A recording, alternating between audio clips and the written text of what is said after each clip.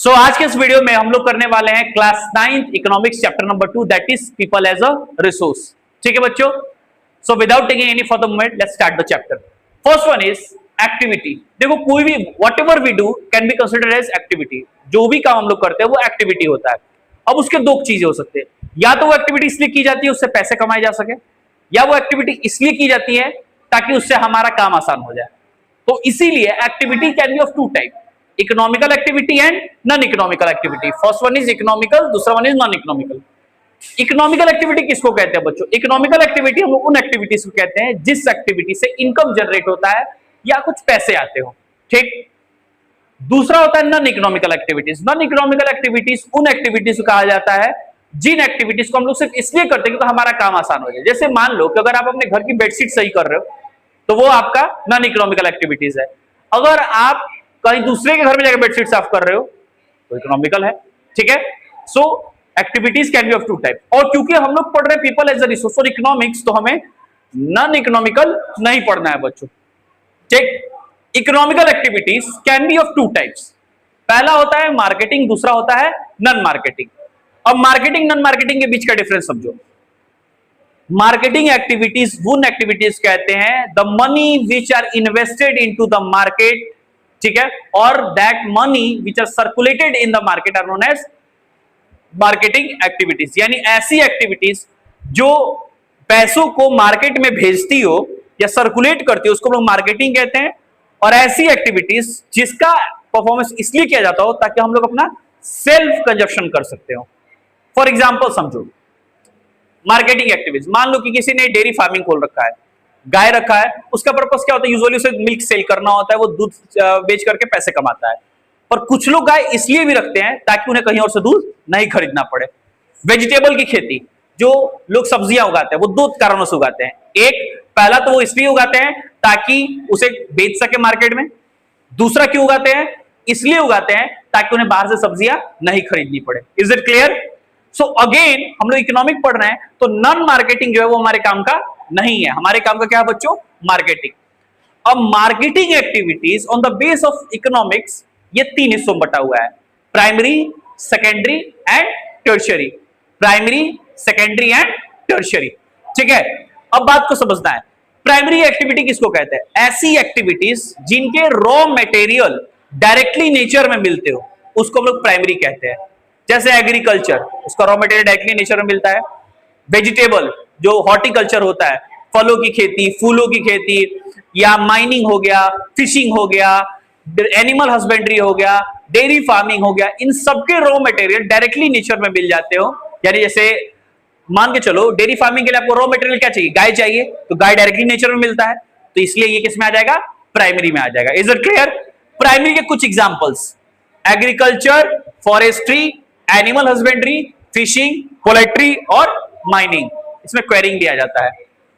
दूसरा आता है सेकेंडरी एक्टिविटी।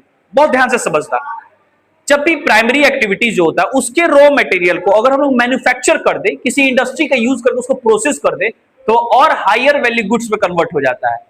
यानी वो जो गुड्स होते हैं वो और महंगे बिकते हैं। जैसे मान लो कि कोई एक फल बेचने वाला वो फल बेच रहा है और उसी मैंगो का अगर वो जूस बना के रैपर में करके बेचता है तो ज्यादा महंगा बिकेगा।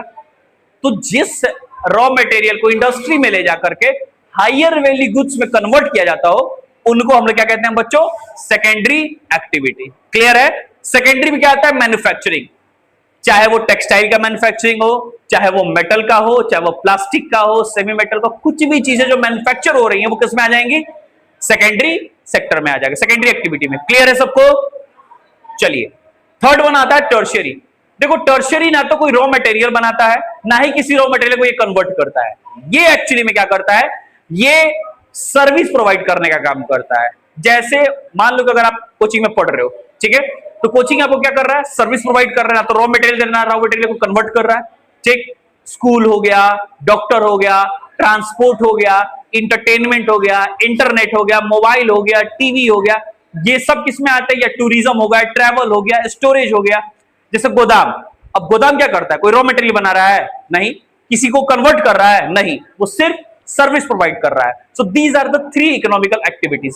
अब टर्शियरी के कुछ example, trade, transport, communication, banking, education, health, tourism, ये सब किसमें आ जाएगा? टर्शरी में आता है। Is it clear?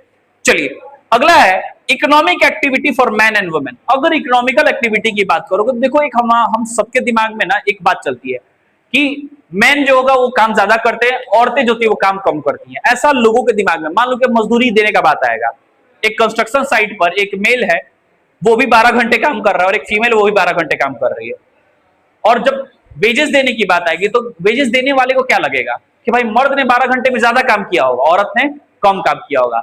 जबकि इकोनॉमिक्स कहता है कि एक आइडियल वुमेन जो होती है वो मर्दों से 2 घंटे ज्यादा काम करती है। Is it clear? Is it clear? Sahil का केस यूनिक है, साहिल अपनी बीवी से 2 घंटे ज्यादा काम करेगा। Is it clear? Now economical activity, men we are paid more than women. Men जो होते हैं वो वुमेन से ज्यादा वेजेस पाते हैं, इसलिए कहा जाता है कि हमारी सोसाइटी में एक प्रावधान है, दिमाग में है कि नहीं मर्द जो होगा वो ज्यादा काम करता है। ठीक, economic activities are development and wealth producing activities.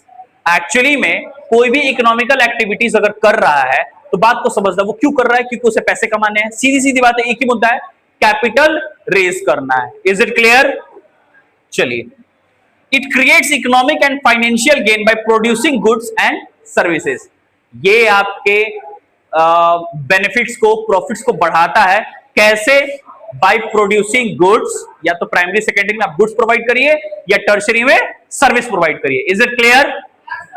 चलिए अब आते हैं ह्यूमन कैपिटल फॉर्मेशन में। तो ह्यूमन कैपिटल फॉर्मेशन से पहले ह्यूमन कैपिटल को समझना होगा। वैसे तो उसका डेफिनेशन नीचे लिखा हुआ है, it is a stock of skill and productive knowledge embodied in human beings.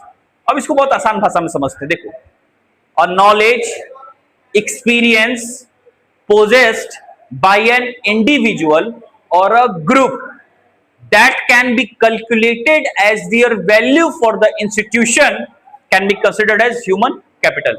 देखो, किसी इंसान का नॉलेज या उसका एक्सपीरियंस अगर किसी भी इंस्टीट्यूट के लिए, किसी ऑर्गेनाइजेशन के लिए, किसी देश के लिए जितना भी फायदा कमाने में मदद करता है वो उसका ह्यूमन कैपिटल होता है। Is it clear? फिर से समझते इस चीज को। मान लो कि जैसे मैं एक टीचर हूं और अगर मेरा और नॉलेज और एक्सपीरियंस, मैं अगर किसी जगह पढ़ा रहा हूं, मैं कोचिंग में पढ़ा रहा हूं या स्कूल में पढ़ा रहा हूं, तो मेरा जो नॉलेज है वो अगर उस स्कूल के काम आ रहा है, उससे उस स्कूल में सोशल के टीचर का लायबिलिटी कम हो रहा है, इट मीन्स कि मैं उस स्कूल के लिए ह्यूमन कैपिटल हो गया। क्योंकि ना तो मैं प्राइमरी में मिलता हूं, ना मैं सेकेंडरी में मिलता हूं, ना मैं टर्शियरी का हिस्सा हूं, मैं एक्चुअली में हूं क्या? ह्यूमन कैपिटल हूं। मैं सर्विस प्रोवाइड कर रहा हूं but still I am not a material और a goods. Is it clear? चलिए अब आते हैं, पॉपुलेशन बिकम ह्यूमन कैपिटल। अगर देखो, यूजुअली तुमसे कोई कहता है कि इस देश की आबादी बहुत ज्यादा है या किसी घर की आबादी बहुत ज्यादा है, तो हमारे दिमाग में क्या आता है? पॉपुलेशन मतलब लाइबिलिटी। देखो, इकोनॉमिक्स 2 टर्म होते हैं, एक होता है एसेट, एक होता है लाइबिलिटी। कोई डाउट है? ओम बोलो, कोई डाउट है? बता रहे हैं अभी, इसको समझा के उस पे आएंगे, ये नीचे लिखना था। ठीक है, देखो बात को समझो। मान लो किसी घर का पॉपुलेशन ज्यादा है, एक घर में 20 लोग रह रहे हैं, ठीक है, और उस घर में कमाने वाला एक है। मान लो भले वो 2 लाख का महीना कमाता, पर एक कमा रहा है और 19 खा रहे हैं, तो लाइबिलिटी ज्यादा है। क्या हो अगर 20 के 20 कुछ ना कुछ कमाए? जरूरी नहीं कि सब लाख रुपए का महीना कमाए, 10,000 20,000 10,000 20,000 का 20 कमाने लगे, आसान हो जाएगा काम। तो यही इकोनॉमिक्स कहता है कि अगर पॉपुलेशन कम है और उसको बढ़िया से ट्रेंड किया जाए, उसका ह्यूमन कैपिटल डेवलप किया जाए, तो वो लाइबिलिटी से एसेट बन जाएगा। इकोनॉमिक्स 2 वर्ड्स पे टिका हुआ है बच्चों, एक है एसेट, दूसरा है लाइबिलिटी। देखो एसेट क्या होता है? एसेट एक्चुअली में वो इन्वेस्टमेंट होता है जो आपको लॉस नहीं होने देता है, और लाइबिलिटी क्या होता है? वो इन्वेस्टमेंट जो आपके लिए बोझ बन जाता है। फॉर एग्जाम्पल, मैं हमेशा एग्जाम्पल देता हूं, 2 एग्जाम्पल समझ लो। 2 दोस्त थे, 5 लाख रुपए उनके पास थे, दोनों ने सोचा कि मार्केट में उस पैसे को इन्वेस्ट करें। एक ने 5 लाख का सोना खरीद लिया, दूसरे ने 5 लाख की एक बाइक खरीद ली। ठीक, 2 साल के बाद दोनों दोस्तों ने डिसाइड किया कि भैया मुझे अपने पैसे मार्केट से निकालने हैं। दोनों ने अपना 5-5 लाख बेचने का सोचा। तो किसको ज्यादा फायदा होगा, सोना वाले को या बाइक वाले को? ऑब्वियसली गोल्ड वाले को होगा। तो जिसने गोल्ड में इन्वेस्ट किया वो उसके लिए क्या बन गया? एसेट। और जिसने बाइक में इन्वेस्ट किया वो क्या बन गया? लाइबिलिटी। Is it clear? तो इकोनॉमिक्स कहता है कि अगर पॉपुलेशन ज्यादा है और अगर उसका ह्यूमन कैपिटल को डेवलप कर दिया जाए, कैसे डेवलप हो सकता है? एजुकेशन दे दो, हेल्थ फैसिलिटी दे दो, अपॉर्चुनिटी दे दो, टेक्नोलॉजी दे दो, प्रॉपर हेल्थ केयर दे दो, डेवलप है वो। Is it clear? Is it clear to everyone? चलिए अब आते हैं ह्यूमन कैपिटल फॉर्मेशन पे। देखो इसका सबसे बेहतरीन एग्जांपल ना तुम चाइना और जापान को ले सकते हो। 1990 के बाद चाइना दुनिया के, मतलब उससे पहले भी चाइना दुनिया के सबसे गरीब देशों में से एक था। 2000 से पहले, 90 छोड़ो ना, 2000 से पहले, मतलब एक एवरेज ये कैलकुलेशन कहा जाता था कि अगर किसी ने एक टाइम का खाना वेस्ट कर दिया तो उसका कुछ नागरिक भूखे मर जाते थे। ये स्थिति थी।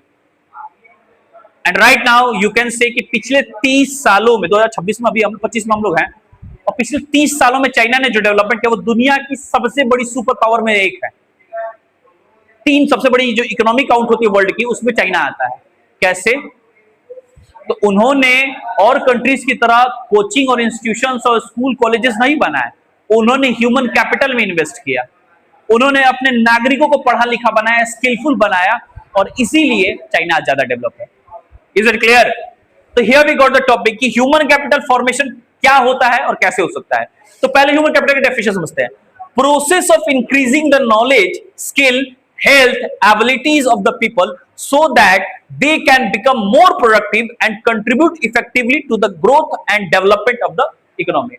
लोगों को उस हिसाब से ट्रेन करना, साहिल पे अटेंशन हियर, उस हिसाब से ट्रेन करना कि लोग ज्यादा से ज्यादा अपनी तरक्की कर सके, ज्यादा कंट्रीब्यूट कर सके, इकोनॉमिकल डेवलपमेंट बूस्ट कर सके, उसको ह्यूमन कैपिटल फॉर्मेशन कहते हैं बच्चों। अब कौन कौन से फैक्टर ह्यूमन कैपिटल फॉर्मेशन को बढ़ावा देते हैं? एक है एजुकेशन, दूसरा है हेल्थ, तीसरा है ट्रेनिंग, चौथा है माइग्रेशन, पांचवा एक्सपेंडिचर ऑन इंफॉर्मेशन, यानी अपॉर्चुनिटीज को कह सकते हो। तो ये 5 चीजें अगर मिल जाए तो कहीं का पॉपुलेशन जो है वो लाइबिलिटी से एसेट में कन्वर्ट हो जाएगा। यहां तक किसी कोई कंफ्यूजन नहीं है?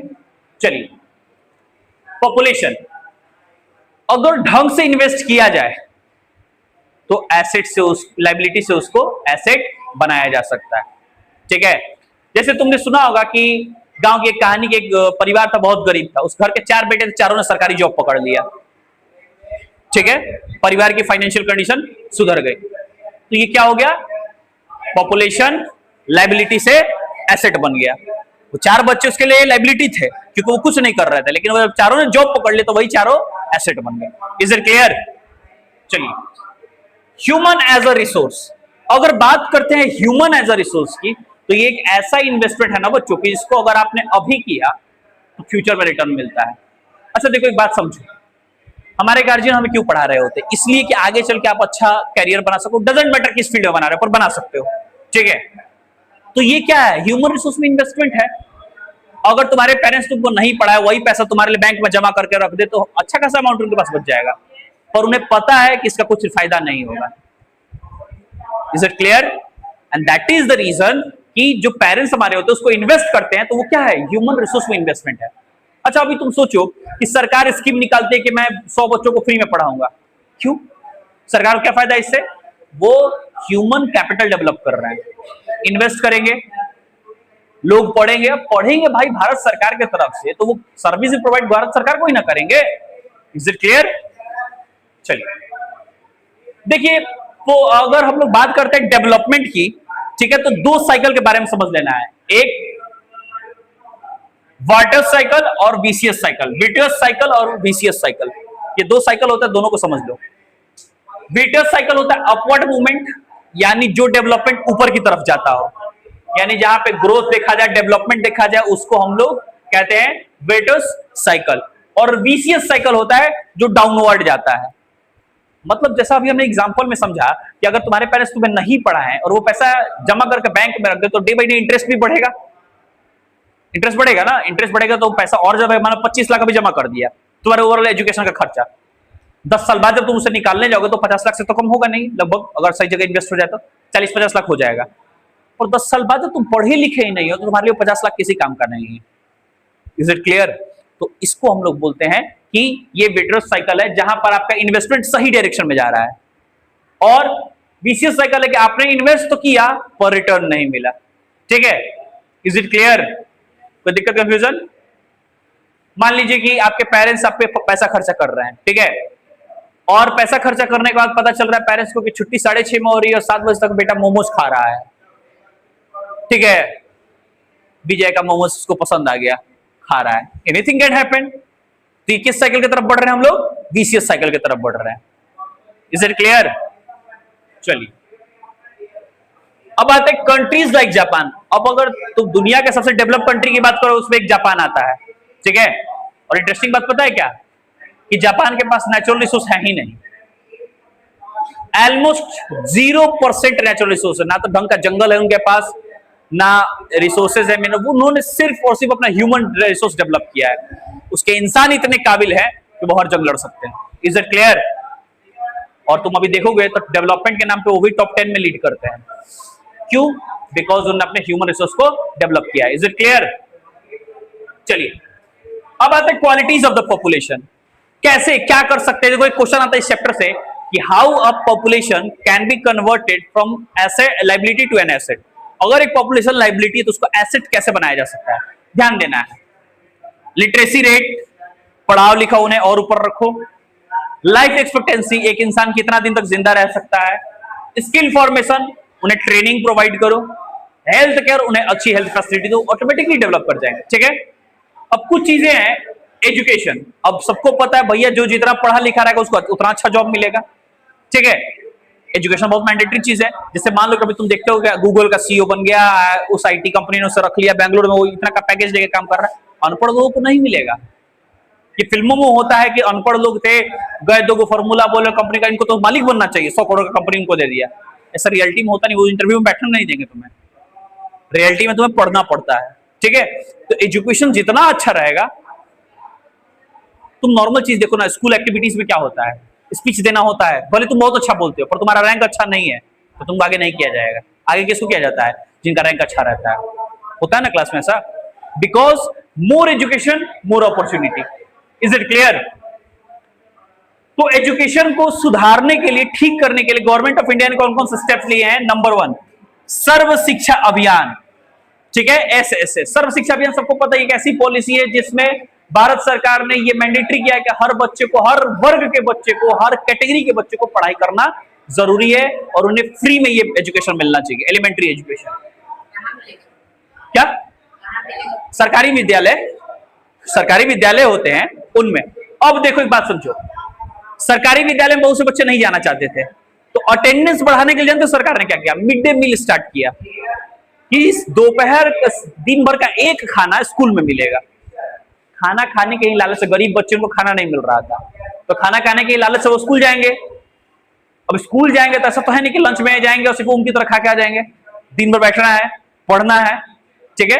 This is mid day meal. तीसरा है राइट टू एजुकेशन। देखो बच्चों ये बहुत जरूरी एक्ट होता है, RTE, right to education act 2005। Right to education act में ये मैंडेटरी किया गया, ये हमारे कॉन्स्टिट्यूशन के राइट टू फ्रीडम में आता है, ठीक है। उसके अंडर में इसके एक प्रोविजन के अंडर आता है ये कि कोई भी इंसान जो 6 साल से 14 साल का हो उसको पढ़ने का अधिकार है, मैंडेटरी है उसको पढ़ाना, एलिमेंट्री एजुकेशन उसको मिलना चाहिए। तो अगर आपके पेरेंट्स आपको ये कह रहे हैं कि हम तुम्हारा पढ़ाई लिखाई छुड़वा के तुमको घर बैठा देंगे, you can take legal action against them. उसके बाद क्या होगा वो तो भगवान जानते हैं और दूसरे पेरेंट्स जानते हैं। हो सकता है आपको प्रॉपर्टी से बेदखल करके निकाल दिया जाए, पर मैटर ये है कि राइट टू एजुकेशन मैंडेटरी करता है हर इंसान को पढ़ना। Is it clear? कोई दिक्कत? और अब यहां से मिलता है कि what are the steps taken by the government to improve education या टू इंकरेज एजुकेशन, ठीक है। तो ये 3 लिख देना। उसके बाद लिखना providing universal access, retention and the quality in elementary education with a specific emphasis on girls. तुमने देखा होगा कि बेटी पढ़ाओ बेटी बचाओ अभियान शुरू किया गया था, ठीक है। क्यों? ताकि बेटियों को पढ़ाया जा सके, इनके जैसी नहीं। ये लोग पढ़ के क्या करेगा लोग, ये लाइबिलिटी है लोग। ये साक्षी और श्रेया के लिए लागू नहीं होता, ये सबके लिए लागू होता है, इन लोगों पे ये लागू नहीं होता। ये लोग पढ़ेगा तो क्या करेगा लोग।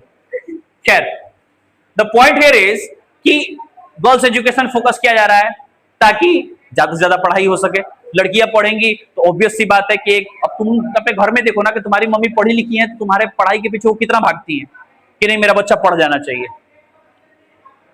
Establishment of Navodaya Vidyalaya, her district में नवोदय विद्यालय बनाया गया है।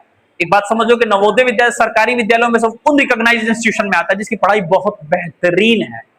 कुछ जगह के छोड़ दे तो 2-4-10 नवोदय विद्यालय के छोड़ दे, नवोदय विद्यालय जहां भी है वो बहुत बेहतरीन पढ़ाई प्रोवाइड करते हैं और बहुत डिसिप्लिनी लाइफ सिखाते हैं, ठीक है।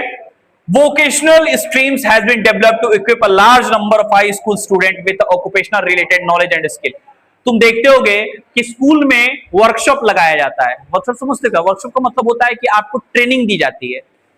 जैसे रिसेंटली सीबीएसई ने एआई जो यूज किया है, आप लोगों को तो पता होगा स्कूल में एआई पढ़ाया जाता है। तो एआई पढ़ाने क्या है? कोई सब्जेक्ट नहीं है, ये स्किल डेवलपमेंट है। फॉर एग्जाम्पल देखो, समर कैंप जो लगता है, तो देखो कि वो 2 महीने का 1 महीने का लगाते हैं, उसमें आपको बहुत सारी चीजें सिखाते हैं। तो अल्टीमेट क्या होता है, 1 महीना आप क्या सीख लेंगे? सीख ये लेंगे कि आपको कैसे उस स्किल को डेवलप करना है। ठीक है, तो यहां तो बहुत कम है, पर बाहर चले जाओगे तो आप देखोगे सारे स्कूल खुद के ही समर कैंप लगाते हैं। स्कूल ही समर कैंप ऑर्गेनाइज करता है, टूर पे ले जाता है। क्यों ले जाता है? ताकि आपके स्किल को डेवलप किया जा सके। फिजिकल ट्रेनिंग दी जाती है, सेफ्टी सिखाया जाता है, सेल्फ डिफेंस सिखाया जाता है। क्यों? क्योंकि एजुकेशन के साथ ये सारी चीजें भी काम आनी चाहिए। Is it clear? अब ध्यान देना है कि इसके अलावा जो हमारा इन्वेस्टमेंट था एजुकेशन के ऊपर, ठीक है, वो पहले देखो फर्स्ट 5 ईयर प्लान, पंचवर्षीय योजना जिसको बोलते हैं, वो 1951 से 52 में लागू हुआ था। उस वक्त जो हमारा इन्वेस्टमेंट था वो 151 करोड़ का था। कितना का था बच्चों? 151 करोड़ का। और जो रिसेंट हमारे पास आया 2019-20 में, वो 93,000 करोड़ का है, 93,000 करोड़ का है। तो इससे हम यह अंदाजा लगा सकते हैं कि हमारा जो भारत सरकार है वो एजुकेशन के ऊपर कितना ज्यादा फोकस्ड है। ठीक, इसके अलावा अगर हम टोटल जीडीपी की शेयरिंग की बात करें, ठीक है, इन द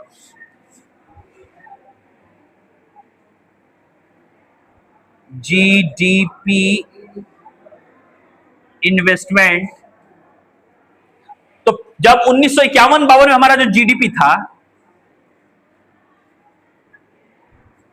उसका 0.64%, 0.64% सिर्फ एजुकेशन में ज्यादा था। यानी कि जो हम योजना बनाते थे हमें कितना खर्च करना है, उसका मात्र 0.64% पैसा जो था वो एजुकेशन में खर्चा होता था। रिसेंटली जो 2019-20 में आया वो 3.1% है। इज इट क्लियर बच्चों? ठीक है, अब यहां पे कुछ टॉपिक आता है, जीडीपी क्या होता है? Gross domestic product. ठीक है, तो it is sum of all the values of goods and services produced by all 3 sectors of Indian economy। तीनों सेक्टर मिला करके जितना भी गुड्स और सर्विस प्रोवाइड करते हैं उसको हम लोग कहते हैं ग्रॉस डोमेस्टिक प्रोडक्ट। अब ये जब एक कंट्री की बात आएगी, देखो जीडीपी जो होता है वो एक स्टेट का भी हो सकता है, ठीक है, और एक कंट्री का भी हो सकता है। लेकिन जब ग्रॉस नेशनल प्रोडक्ट आएगा, ग्रॉस नेशनल प्रोडक्ट,